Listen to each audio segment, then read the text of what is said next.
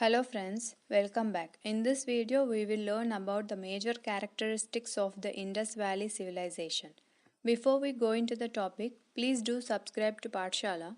Also click the bell icon so that you will get a notification every time a new video is posted. Let's move on to the topic, major characteristics of Indus Valley civilization.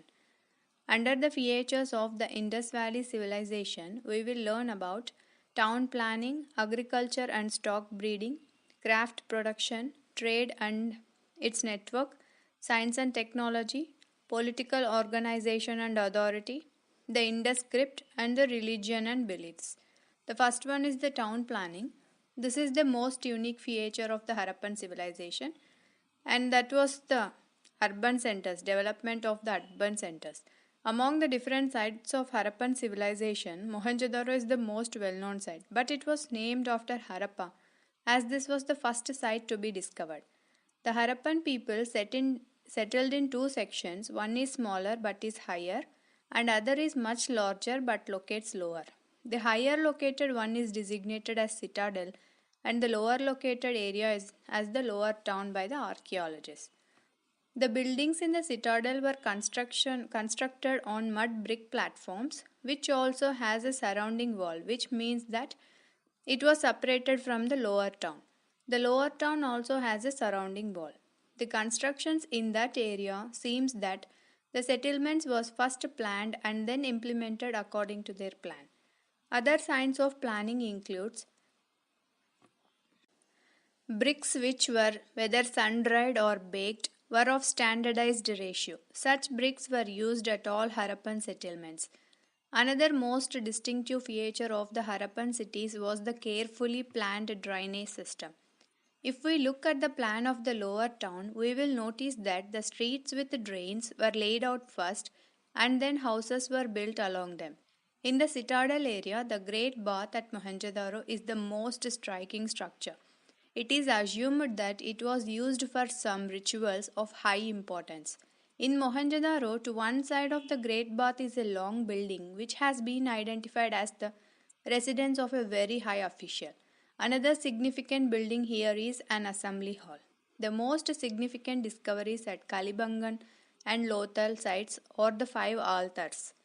The houses of different sizes show that the different economic groups were present at that time in the settlement of Harappa. New houses were equipped with private wells and toilets. The bathrooms are connected by the drains with sewers under the main street. The bathrooms and drains were built with burnt bricks which were made leak proof by adding gypsum.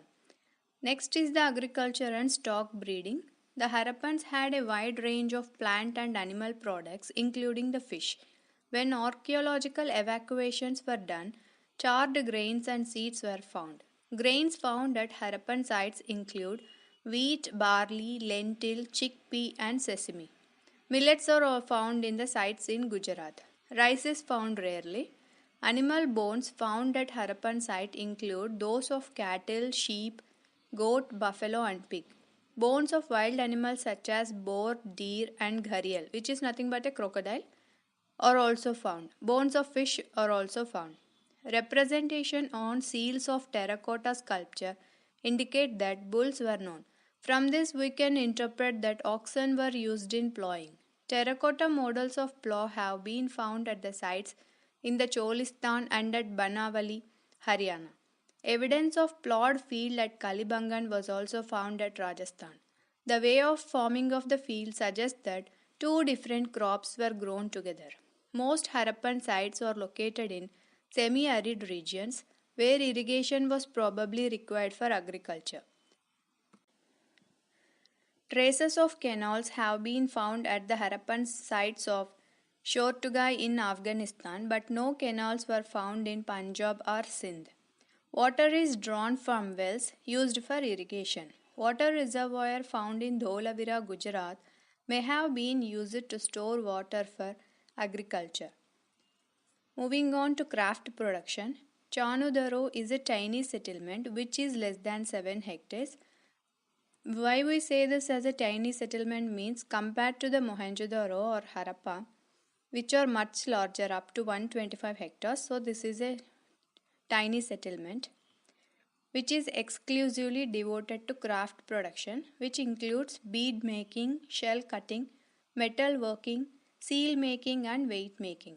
The variety of materials used to make beads include stones like carnelian, jasper, crystal, quartz, steatite, some metals like copper, bronze, and gold, and shell, faience, and terracotta or burnt clay.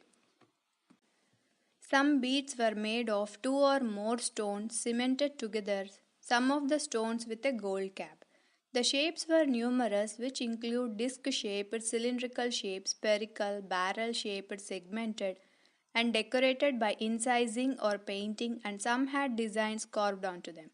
Specialized drills have been found at Chanudaro, Lothal, and most recently at Dholavira.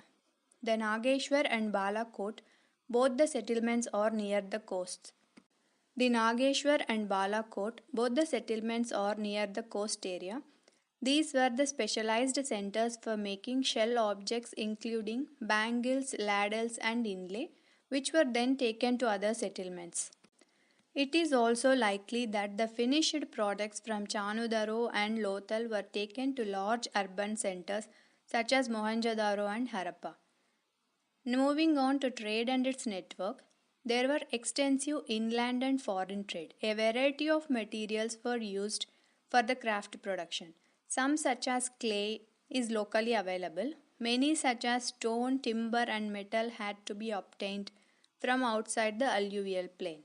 The Harappans obtained materials for craft production in various ways. Riverine routes along the Indus and its tributaries, as well as the coastal routes, were also probably used. These are some of the routes. Shell is available from areas such as Nageshwar and Balakot. Shortugai in Afghanistan is the best source of lapis lazuli, a blue stone that was apparently very highly valued. Lothal from Bharuch in Gujarat was a source of carnelian. Steatite is obtained from South Rajasthan and North Gujarat, and metal from Rajasthan.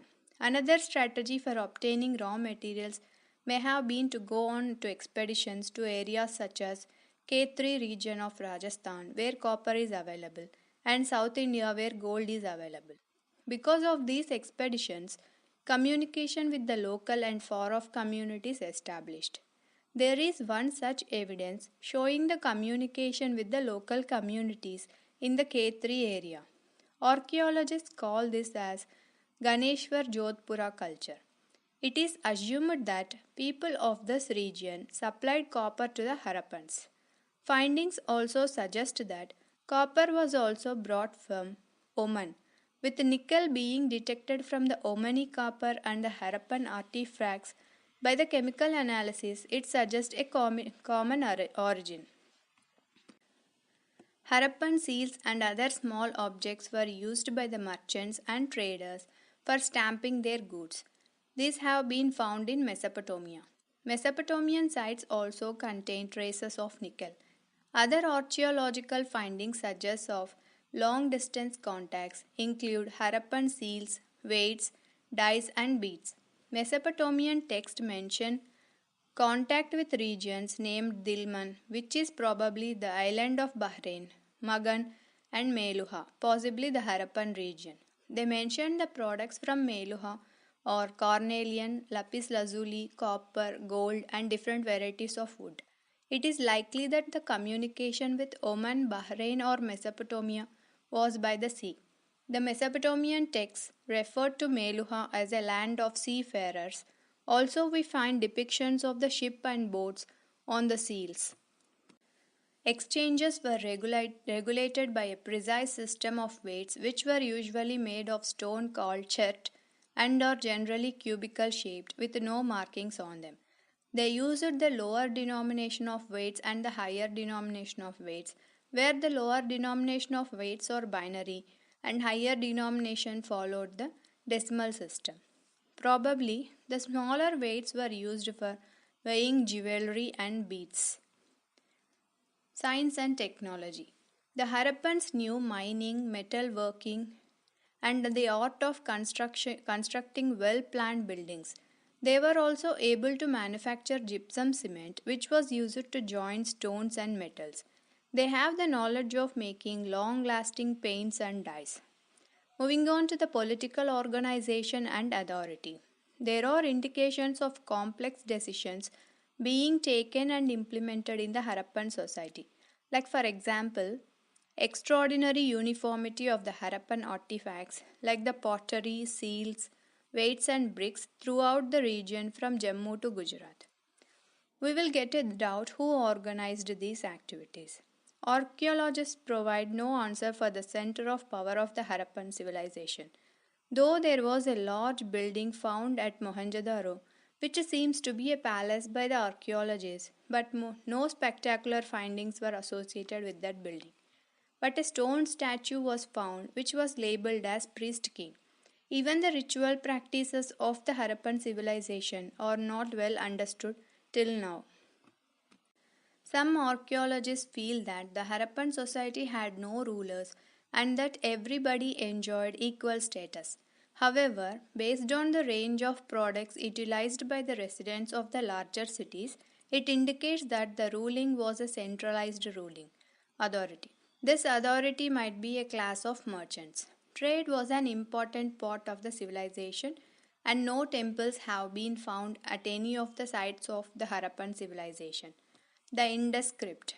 Harappan seals usually have a line of writing, probably containing the name and title of the owner. Most inscriptions are short, the longest one containing about 26. The script remains undeciphered till today. It was not alphabetical as it has too many signs, somewhere between 375 and 400. The script was written from right to left and then from left to right.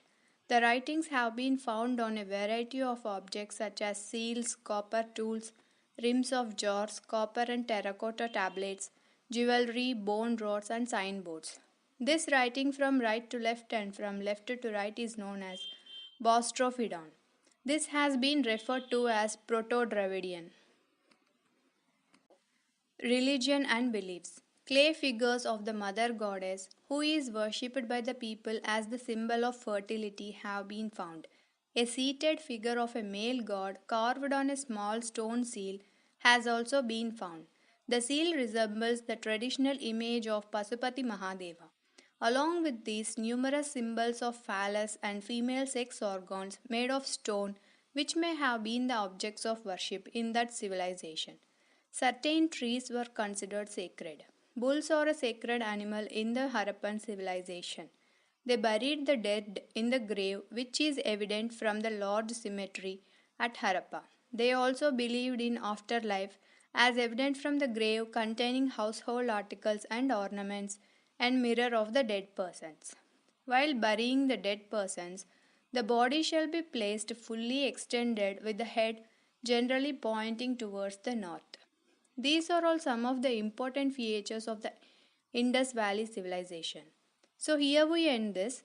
I hope you liked it. If so, please do like, share, and subscribe. Also, do comment your opinions and suggestions. Thank you all. Have a great time.